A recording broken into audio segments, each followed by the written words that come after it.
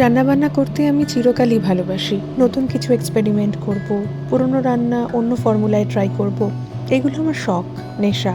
তো সেরকমই সেই দিন দুপুরে চিকেনের একটা অন্যরকম প্রিপারেশন ট্রাই করলাম ফার্স্ট টাইম।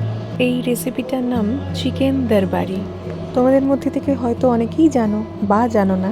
আমি কিভাবে বানালাম বলে দিচ্ছি। প্রথমেই যতটা মাংস লাগবে কিনে এনে ভালো করে ধুয়ে সাইডে রেখে দাও। এবার 1 চামচ মৌরি, 1 চামচ গোলমরিচ, 1 চামচ গোটা জিরে, 1 চামচ গোটা ধনে, 4টে মতো এলাচ, 4টে লবঙ্গ, 2টো দারচিনি, 5-6টা কাজু, আমন্ড, বাদাম, এই সবগুলোকে ড্রাই রোস্ট করে মিক্সিতে গুঁড়ো করে নাও। দেন কড়াইতে সর্ষের তেল দাও, 3-4টে পেঁয়াজ কুচিয়ে ব্রাউন করে ভাজো। দেন সামান্য একটু জল দাও।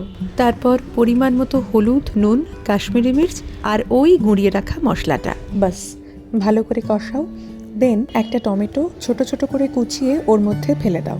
তারপর অল্প আদা, রসুন আর কাঁচা লঙ্কার একটা পেস্ট বানিয়ে ঢেলে দাও কড়াইতে। দেন এই পুরো ব্যাপারটাকে খুব ভালো করে কষাও। তেল ছাড়লে এক এক করে মাংসগুলো দিয়ে দাও। আর ভিডিওর শুরুতে তো তোমরা দেখলেই অনেক সুন্দর করে আলুর খোসা ছাড়িয়ে পরপর লাইন দিয়ে রেখে দিয়েছে। তো সেই আলুগুলো আমি ভেজে মাংসতে দিয়েছিলাম। যদিও চিকেন দরবারিতে আলু পড়বে না, আমি দিয়েছি।